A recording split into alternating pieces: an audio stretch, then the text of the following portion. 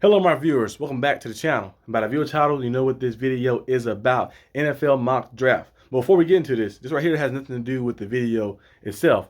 But I saw this story on the internet. I don't know if you guys know that librarian dude that's on the internet, the Michael or the Mikhail librarian dude on the internet that like preaches positive things, positive messages about the library, and saying that you go to the library, you can learn cool things, cool skills, techniques. You meet some great people at the library, expand your knowledge. I seen that he said he resigning from the library because people have been harassing him, bullying him, and sending hate towards him, which is crazy to me. I'm like, you send a lot of, you sending hate towards people and towards a person who is preaching positive messages for the future, which is the youth as well. He's preaching that you can go to the library, you can meet new people and stuff, you can kind of get away and escape and learn new skills and a lot of great things, opportunities at the libraries. Well, I used to go a lot too as a child as well. My mother used to take us to the library all the time. Like almost every weekend, they had different activities, book clubs, different game nights and all type of things at the library. So I don't know why people were spewing hate towards him and sending hate towards him for no reason. I'm like, he's preaching a positive message. Go to the library. A lot of people who's been sending that hate need to read more and expand their mind more. And they won't be bullying people on the internet. So that's the moral of this right here. Stop bullying people. But some of my favorite books I used to read. I was watching his videos. He kind of bring you back to thinking about some of my favorite books to read. I used to love reading. Of course, I'm a nerd, as you guys can see by my wall right here in this room. I love mangas. I love comic books. I love horror stuff as well. Horror is my favorite genre, movie genres as well. But I love the book Misery, by Stephen King and stuff. Remember all the Goosebumps novels I used to have. I have one over here, the Revenge of the Night of the Living Dummy. Yeah, one of those novels. They have the Stay Out of the Basement, the little plant monster at the bottom and stuff. Some cool novels, of course. A little graphic novel like the Hulk when I had this when I was a kid. Like they had the old little figure things at the back. Early 2000s. One of the cool Hulk comic books like that. A little dark style, but very cool Hulk comic. And also other novels too. This is one I got recently, from my sister. By Chris Bosh. I never knew Chris Bosh went to her school. She said it late. She said, "Oh, Chris Bosh went to our school." And they gave us all these little cool books. I said, "Chris Bosh went to y'all school?" I'm like, what the heck? But it's a great book by Chris Bosh's life. It's the letters to a young athlete, telling you how to overcome adversity. Got the legendary Pat Riley in it, so it's good. And last but not least, of course, the Steelers playbook. I remember I got this book in school. Teacher gave it to us as a gift. It has some of the Steelers' best play calls, like the formations of some of our best play calls throughout history. I read this book many times as well. Oh, and another book too. Like that. Of course, most of the books I read now be books online. A lot of books online and stuff like that. Most of the time, like mangas, comics, and graphic novel series and stuff like the Percy Jackson stuff. Harry Potter, of course, I read that many times in school. But this right here is a cool little football thing. It shows you the history. Like to break down the history of some of the football, like big historical events in football and stuff like that. It's about 162 pages, Not bad too when you read about this, learn about some of the great players throughout history and stuff. But in the old days, so hey, reading is great. So I don't know why they bullied that guy off the internet. Well, at the library, I think he's still on the internet preaching positive messages. So hopefully he gets everything straight and comes back. But I always thought that was strange how people were sending hate towards him for telling you to read, and be positive and stuff, and use the library, use the resource that is free to you like that. But that's a story for a different time. But without further ado, let's get into the main topic at hand, which is the NFL mock draft 2.0. Hit it. As you guys can see on the screen, this is my draft right here. I did for the 2.0. This time I had the Bears trade Justin Fields. I think Justin Fields would be dealt. I don't know exactly what team, so I didn't really do the full thing. I think Justin Fields might not cost teams a first round pick. It might just be a second round pick, maybe 2 seconds, maybe a second for this year, maybe a compensatory pick for next year or something, 2 seconds, or could convert to a third depending on snap count. But I think it might just take like one of those. I don't think a team will be willing to just send a first rounder. Don't get me wrong, Justin Fields is a good player, but I don't think it will be necessary to send that high of a draft compensation for Justin Fields because you do have a lot of turnovers, a lot of fumbles, a lot of interceptions. He has talent, potential, but it's all based off potential of getting the right system, getting the right scheme, and seeing how can he merge and kind of become the player that people want him to be. So I think a second round pick will be probably where it should be ranked right now. A second round pick and maybe a second and a third or something like that, or maybe one that converts, like I mentioned, a compensatory pick that converts into a second pick if he plays 60% of the snaps or 70% of the snaps. Some type of little wager they have on some of the picks that kind of convert over and stuff. But I think the Bears, in this scenario right here, the way things kind of shaping out a little bit too, I think the Bears might end up trading Justin Fields and going with Caleb Williams. So we'll see how things shape out. Caleb Williams, they mentioned that his camp didn't want him to play for the Bears, but they said that was false and all things that's happening. So I don't know what's going on fully, but the way it's kind of shaping up, it might be leading to Justin Fields finding a new place, a new home, whether it be the Falcons, whether it be the Broncos. I think the Broncos probably be a team that might go out there. I know they had the burn they got from Russell Wilson that they went out there and traded for, but I think they may be willing to do it again. The Raiders or somebody. It was Steelers. People keep talking about the Steelers all the time, so we'll see who it is. But I had the Bears take Caleb at 1.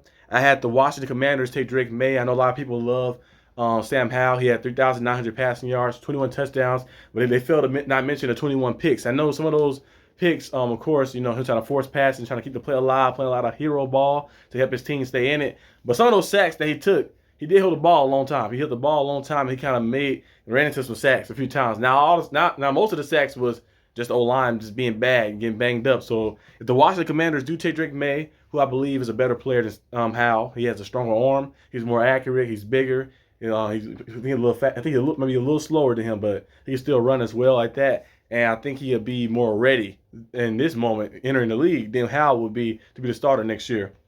And I think all you got to do is go out there, you get him to the Commanders. Use a second-round pick to bring some guys on the edge. Be some guys still available out there on the edge, Patrick Paul type guys.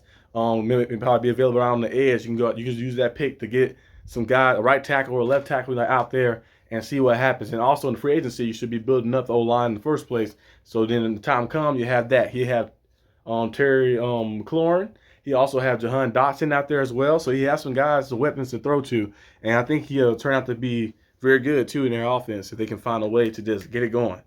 At 3, I had Marvin Harrison Jr. Go to the Patriots. I think the Patriots draft him in 3 in this scenario right here in this 2.0. Mac Jones is still on the team. Mac Jones is not a bad quarterback. We've seen what he did his rookie season, Pro Bowl year. Got the team to the playoff at 10-7. They sabotaged him his second year by putting Bill O'Brien as the offensive coordinator. Not Bill O'Brien. I meant to say Matt Patricia as the offensive coordinator, and he's never coached offense before. They put him at the offensive coordinator's position, and it didn't work out. Then they brought Bill O'Brien, who is a hothead, who always gets into it with some of his quarterbacks and some of his players. Brought him there like that. They bumped heads and didn't work out too well, and now we're going to see what's going to happen here. I think Mac Jones is given another opportunity right here. You go out there and give him some weapons. You give him Marvin Harrison Jr. You have Juju Smith-Schuster there, who's a good number 2 receiver. You get Marvin Harrison Jr., who's going to be your number 1 receiver, and you go out there and just maybe add a running back later rounds, another running back later rounds, another receiver later rounds as well, and just bolster that offense up. Maybe a tight end too in free agency. We'll see what happens. Bolster that offense up so when Mac Jones can get a second opportunity to go out there and shine, and we can see if he's truly, like a bust or washed up, whatever we're going to call it. I hate calling it a bust because we've seen him play at a high level before. We're going to see can he reach that, or was it just a one-hit wonder basically. At 4, I had the Cardinals take Malik Neighbors. The Cardinals need a receiver on the outside. Marquise Brown stated that he would probably be hitting free agency and leaving, so they need to add a receiver on the outside to get a guy who can open up some stuff for Kyler Murray. Of course, they need to add some guys on the line as well too. They probably address that in free agency, but receiver, they need a receiver. They need that. You can't pass on a guy like Malik from LSU either. I had the Chargers take Brock Bowers at 5. They need to add more weapons. The Chargers haven't had a tight end since Antonio Gates. Antonio Gates, that was a while ago when Antonio Gates was there, one of the best players in Chargers history, one of the best tight ends of all time. Add a guy like Brock Bowers. I'm not saying he's going to be Antonio Gates, but add a guy like that. Put him out there with Justin Herbert. Let Justin Herbert, you have Keenan Allen, of course. You have Mike Williams said supposed to be released. I think getting released from the Chargers. That was one of the reports.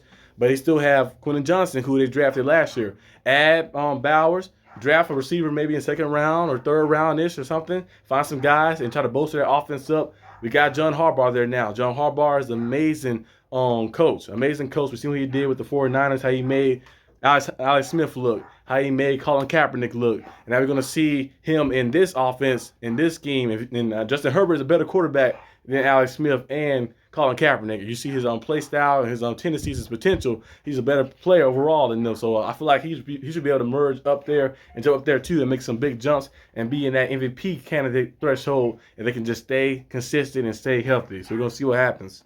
I had Joe Alt, the first offensive tackle, taken.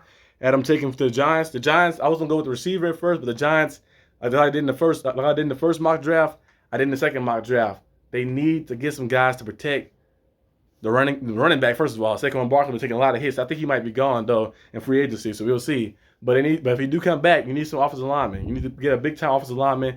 Joe Alt is going to be a big-time game changer, going to be one of those generational-type pieces on the O-line. So you get him, you can help out your quarterback, you can help out your running back as well. And I feel like the Giants' first few picks should be O-lineman, O-lineman, O-lineman, and in free agency, O-lineman as well. Of course, receiver, you can find receivers. Nowadays, you can find receivers kind of anywhere. You can find them in the third, fourth round. We've seen a lot of guys emerge like that throughout history of the past decade. Guys who fell into the second round, third rounds, fourth round, fifth rounds, and still emerge to be good players. So you can find receivers around. Of course, if there's some guys available, you can go out there and get them. But you gotta build that O-line up. What's the point of having a receiver down the field if you ain't got time to throw it to him down the field? So build the O-line up. Next, I had the Bears. One of the other highlighted picks I have on here. In 9, I had the Bears take Dallas Turner. I thought the Bears need an edge rusher on the outside to kind of bolster that defense up. So they take that. So they get Caleb Williams, a game changer on offense, and get game changer on defense with Dallas Turner. And we'll see what shapes out. Skipping down to 13, I had Cooper DeJean get taken by the Raiders. Cooper DeJean is a good player. He's very versatile. He can play probably a safety in his league as well. Safety, cornerback. He can play corner, outside, and inside. He can play safety, strong safety, free safety. He can play all around the field. He's very physical. He's very active in the run game as well. A good tackler. He can play. His coverage skills are amazing too as well. He can high point the ball, track the ball well, good hands. He kind of run the route like a receiver sometimes on some occasions. You watch some of his plays. And I think he's gonna be a game changer for the Raiders, and he'll fit that whole mentality with the Raiders. Just physicality and posting your wheel. Antonio Pierce got that team booming, so we're going to see what happens. They finish the season off strong, and I think adding a Cooper DeJean, adding some other pieces they're going to add probably in free agency as well, add them to that roster. Of course, they need a quarterback as well to add, but we're going to see what they do with that situation. But adding this guy to your defense is going to bring it to a different level. Skipping down to 17, I had Terrion Arnold go to the Jaguars.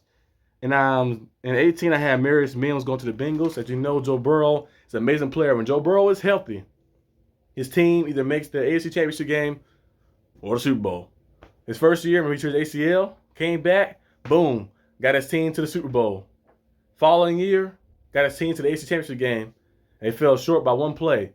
Year after, this past season, had the torn ligament in his hands. So he's been getting banged up a lot. A lot of hits he's been taking, of course. The O-line has not been up to par. Remember that one run that he had when he got to the Super Bowl? He got sacked 10 times in one game versus the Titans in the playoffs, which is the second round. So he had it was a lot of games where he was getting banged up and getting hit. And the Super Bowl itself, it came down to last play. He had a guy wide open down the field, but he had no time. Aaron Donald came in there and just ragdoll him. Now, not too many offensive linemen that want to stop Aaron Donald, but throughout the game, it was getting pressure on Burrow and stuff, and Burrow didn't have time to deliver on some of those throws down the field. Now, we know he delivered through the game when he had to lead at one point in the game. So I feel like they go out there and get you a guy on the edge who can stop some of those pass rushers, especially in the AFC North. You got TJ Watt, you got Jadeveon Clowney out there, you got Myles Garrett, you got all these different type of guys. And the AFC as a whole, Crosby is over here as well. Josh Allen, of course, the one from Jaguars, not the quarterback, the linebacker from Jaguars is there too, who had 18 sacks. So you have all these guys with these big sack numbers. They had TJ Watt had 19 sacks. Josh Allen was 17, 18 sacks. You see Myles Garrett 14 sacks and all type of stuff. So you need to go out there and get a guy who's able to protect your quarterback. And I think Marius Mims could be that guy. Moving on down to 28, another highlighted pick I had was Keon Coleman going to the Bills. The Bills do need to get a receiver on the roster. We know Stephon Diggs is there. He keep asking for out or in. I don't know exactly what he's going to do, but Stephon Diggs is there. He's an amazing player.